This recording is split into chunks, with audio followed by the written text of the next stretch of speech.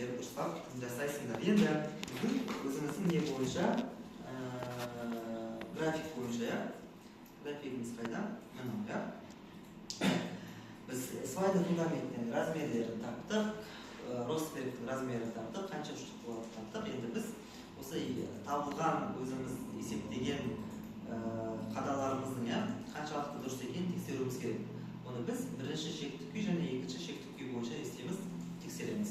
Егер осы шарт орындалса, бізде соңғы тек іргетастың сұраларда отырғызуымыз, сонымен біздің былайша айтқанда курсовойымыздың 80% бітеді.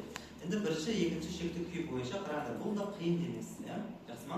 Бірінші шектік күй мүлде оңай, екінші шектік күйде кішкене бір жерлері бар, қарайтын, бірақ бар жоқ үш бет, үш беттік документ. Сіздерде ары кетсе сондай документ шығады. Енді қараңдар, бірінші шектік күй бойынша проверка свайного фундамента по первому предельному состоянию, проверка усилий, передаваемых на свай дейді. Енді осыны тексерейік. Енді қараңдар, бізде методичкада бізде мынандай шарт бар. RF, ол бізде кішкентай болу керек деген P-дан, дұрыс па? P біз қателеспесем жоғарыдан уже тауып қойдық, дұрыс па? Жаңа қайраттайық бізде 9-шы шарттан ашайын. Дамайды осы ақтан аласыңдар. P дегенімізге қателеспесем допустимая нагрузка болады, да? Свайға түсіретін. Ол қайда кетті? Міне. Осыны тексеріп жатырмыз ғой, P-ді сіздер алдыңға аптық, то есть бүгін алдыңға да тауып қойды. Ол бізде расчетная допустимая нагрузка на свай, ол сіздерде уже бар. Енді ол бізде жалпы түсіп тұрған жүктемеден не болу керек? Көп болу керек, дұрыс па? Қазір бізге PF-ті табу керек. Бірінші шектік күй тексеру үшін.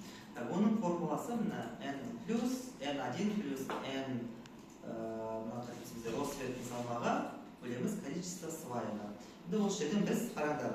До этого бізде G деген болды, дұрыс па? Бізде ориентировочный вес Росбергқа болды, примерно. Ал енді дәл біз қазір өзімізге нақты керек Росберг несін табу керекпіз? Салмағын табу керек. Өйткені бізде N2 үстен түсіп тұрған жүктеме бар. Оған біз Росбергтің жүктемесін қосамыз, сол кезде бізге жалпы не шығады? Жүктеме шығады.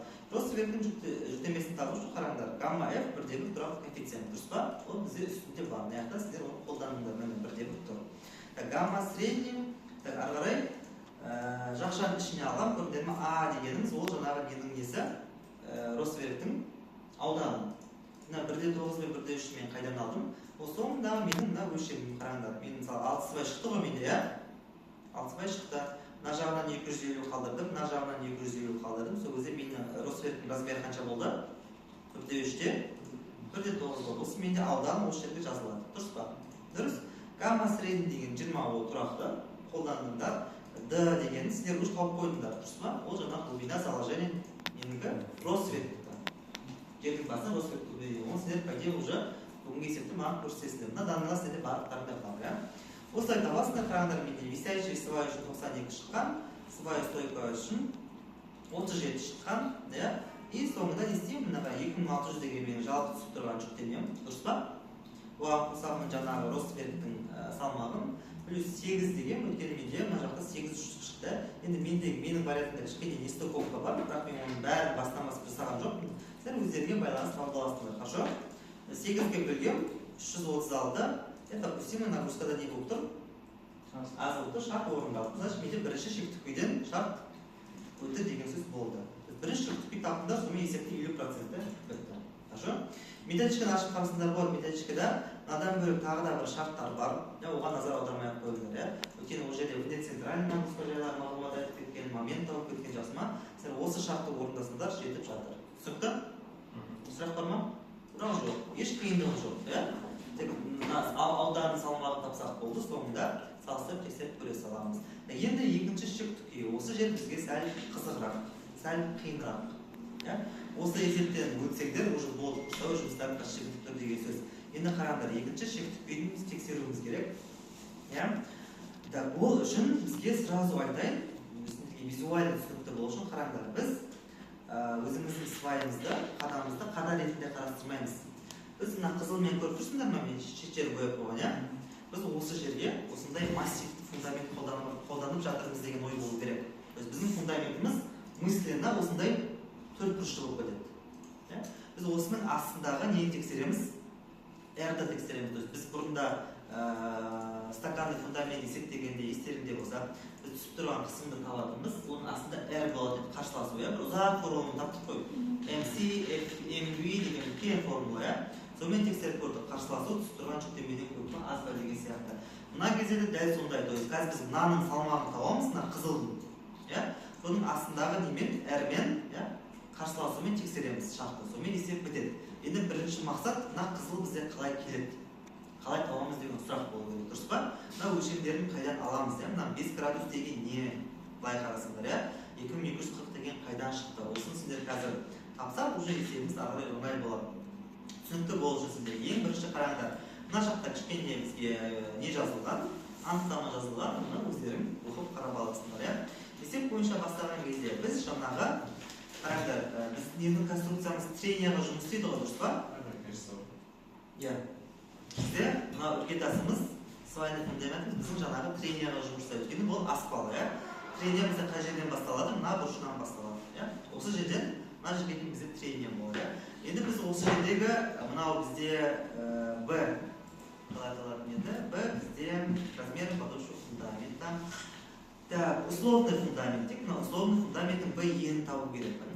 Енін қайдан шығады? Ол бізде мына шетінен бұрыштап 1 градус түсіреміз. Екі жерден. Осы ұшымен қай жерінен қиылсады, сол бізде B-ны береді. Енді мына қанша градус болады табу керекпіз. Енді так, формуланы ашайық. Осы жерде біз арғарай ең бірінші қолданатынымыз мына формула. Фи средний табу керекпіз. Фи средний, қараңдар, фи I көбейтілген H-I дейік. H-I сендерде уже ол бар. Дұрыс па? Қайдан аласыңдар мәнін? Сіздер оны уже мына жаққа дайындап жазып қойдыңдар міні. Мына H-I-ларын. Дұрыс па? 1-2. 1-2, Не үшін 1-2-ден бастаймыз? Өйткені біз градусты мына астыңғы қабатты мына жерден бастап есептейміз, түсіреміз. 1-2-ні көбейтемін қаншаға? 10-ға. 10 деген қайдан келді? Фи деген сендерде ең бірінші таблица бар ғой, 11-ші кесте. Сол жақтан ұштап қойғансыңдар, дұрыс па? Си, фи, еро. Именно осы слойдың фи бар сендерде. Сол жақтан алып қоя саласыздар. Потом 3-1 деген ол 2 мен 1-1-дің көбейті қосындысы. Екеуін бөлек жазуға да болады, қосуға да болады. Ол без разницы, потому что екеуінің де градус қанша? 22. Өйткені сублиновтың градусы кестеде қанша болып тұр? 22 болып тұр. Ол данный сендерде тоже уже бар. 0,34 да 0,34. Соңында градиенте қабат, дұрыс па? Оның градусы тоже 11-ші кестеден есеп тұр. Жазып тұр. Так, жазасыңдар мына астына чисто H-лардың өзін қосып шығасыңдар, сендер сол кезде орташа градус шығады. 19-да 4 шықты. 19-да 4 градус шықты. Ары қарай жаңағы бізге мына мән керек. H көбейтілген тангенс фи средний бөлеміз 4-ке. Бұл формула. Фи средний қараңдар 19-да 4-ті. 4-ке бөлсем қанша шыққан? 4-те 85 шыққан, дұрыс па? Бұл грубо говоря қанша градус? 5 градус. Демек, сендер осы жерде мына шетінен 5 градус төмен түсіресіңдер. Мына шетінен 5 градус төмен түсіресіңдер. Осы мына ұшының білетін жері бар ғой, осы жерден бәрі сызық жүргізесіңдер. Сол кезде сендер нелері анықталады? Қай жерде қиылса, сол сендерде қане болады? Б болады. Условный фундаменттің ені болады. Жақсы ма?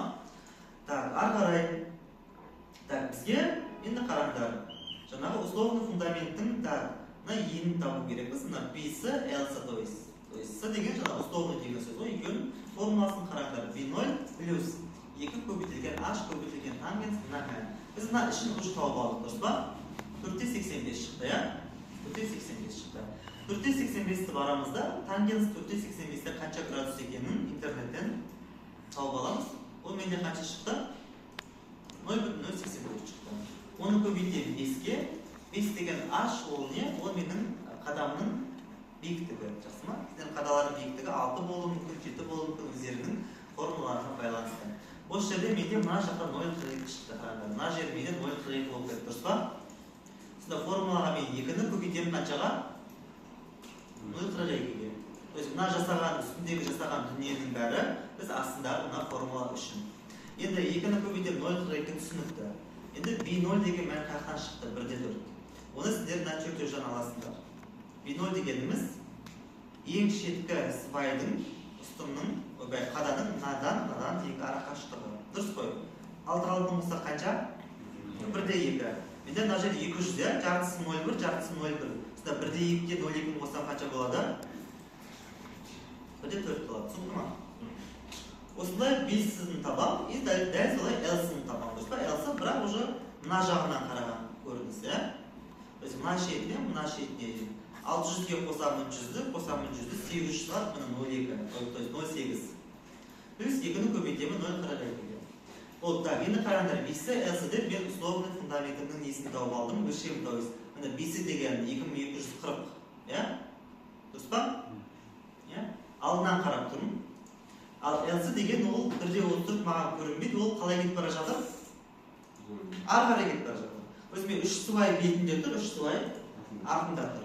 Біз бер жағында менде условный фундаменті менің 2240 шықты, ары қарай 1340, 1340 шында бізде үлкен массив шықты, дұрыс па? Ал оның биіктігі жердің бетінен бастап осы жерге биіктігі. Бізде мына үлкен қандай фигура шықты? Прямоугольник шықты, дұрыс па? Биіктігі бар, ұзындығы бар, ені бар. Енді қазір соның несін табу керекпіз? Содан түсетін нагрузканы, салмақты содан түсетін нагрузканы табу керекпіз. Астынан түсетін нагрузканы табу керекпіз. Так, енді нагрузканы табу формуласы міне N-сы вес условного фундамента определяется по формуле. Үлкейте салайын. Так, осы жерде уже көрдіңдер ма? L көбейтілген L-сы, то есть 2/24 көбейтем 1/34-ге, дұрыс па? То есть ұзындығы мен енді соны негізге көбейту керекпін, биіктігіне көбейту керекпін. Биіктігін көбейтемін уже әр слойдың несімен меншікті салмағымен. Түсінікті ғой? Қараңдар, 0,9 міне 0,9 менде өсімдік қабаты алмай қойыңдар, есептемей қойыңдар. 0,9 міне менде мына бірінші қабаттың биіктігі, оның меншікті салмақ 16-17, ол қай жерде жазылып тұр? Анау бірінші кестеде. Гамма, обычный гамма, дұрыс па? Қосамын 1/5, мына уже жалпы 1/5, 5 рубля, көбейтемін оның меншікті салмағына, дұрыс қой. Потом 3/1 сублинг, мына жер барлығы 3/1 ғой, дұрыс па? Көбейтемін соның меншікті салмағына, и соңында 0,34 шығады, соңында 0,34 шығады, соны көбейтемін сол жердің меншікті салмағына. Сол кезде менде жалпы условный фундаменттің салмағы қанша, нагрузкасы қанша болған? 313 килоньютон. 313 килоньютон. Мына жерден түсетін жүктеме. Енді соны мен немен тексеру керекпін? Мына R қарсыласумен тексеру керекпін. Шарт орындалса болды, есеп дұрыс бітті. Орындалмаса, значит, бір жері дұрыс емес, қате дұрыстауымыз керек. Өзгертуіміз керек. Енді соңғы формула, сәл шыдаңдар. R условный. Сол бұрынғадан ұзақ формула. Мына формула ұмытқалмадыңдар ма? Ұсас формула қой таптық қой біз. Дұрыс па? Ол кезде анау D минус деген, подвал деген бар еді. Қазір мұндай жоқ, мына формуланы таба қоямыз. Бұл жақта енді мен қатты былай түсіндірмей ақ қойым, примерно өздері білесіздер. Мына екі коэффициенттің мәні үстіңгі кестеде тұрады жаңағы. Үлкен анықтаған жерлерім бар ғой. Сол жерден ала қоясыңдар. MY, MQ, MC неге байланысты табылады? Фиға байланысты, Қай слойдың фиі, мынау астындағы слойдың фиіне байланысты, дұрыс қой. Осы жер қарсыласып жатыр ғой. Осы слойдың фиін аласыңдар, бұрышты аласыңдар, и соған байланысты сразу MY, MQ, MC-дің мәні шығады. C деген жаңағы ілінісу, сцепление, дұрыс па? Онда осы соңғы слойдың несіне қарайсыңдар? Мәніне қарайсыңдар. Осы жерде уже 11 кестеде жазылып тұр. По сути, ол мәнісінде уже бар. Так, D условный дегеніміз биіктігі. Биіктігі, қараңдар, 6-да 34 жазған, ол дегенім жердің бетінен бастап, мына жерге дейінгі несі? Биіктігі D условный осы. Так, ары қарай, BC деген енісімдерде бар, KZ деген тұрақты коэффициент, то есть он тоже методичкада мән жазылып тұр. Так, мына сіздерге таныс емес, ол тек мынау гамма средний. Оның формасын үстінде жазылып тұр мына. Жалпы N-сіні, дұрыс па? Нагрузканы үстінде тапқан бөлеміз ауданға, то есть 2/24-ті көбейтемін 1/34-ге. Көбейтемін D условный 6-34-ге. Биіктігіне сол кезде менде средний салмақ мынандай шыққан екен 23/5. Осыны қоясыңдар, қаңдар мен R, расчетное сопротивление 1106 шыққан, ал үстінен түсіп тұрған жүктемем 971 шыққан, дұрыс па? Жалпы түсіп тұрған нагрузка, қосамын жаңағы условный фундамент нагрузканы бөлемін неге? условный фундаменттің ауданына. Сол кезде 971 шыққан. Яғни 971 1106-дан кішкентай шарты орындалды. Значит, осындай массивті фундаментті астындағы слойы не істей алады деген сөз? Көтере алады деген сөз. Хорошо? Сұрақ? Пока жоқ. Пока жоқ. Есеп айталап айтайын, қиын емес. Кейбір жерлері мейлі түсініксіздеу болып көрініп тұрған шығар, данный момент. Бірақ сіздер осылай жайменеп шығарып барысында өте түсінікті болып кетеді. Главное, что сіздер не істеу керексіңдер, автокадпен бірге отырып, сызып отырып жасау керексіңдер. Екен жаппысы, мына градустың мәнін тақпасаңдар, мына 2240 аламайсыңдар деймін.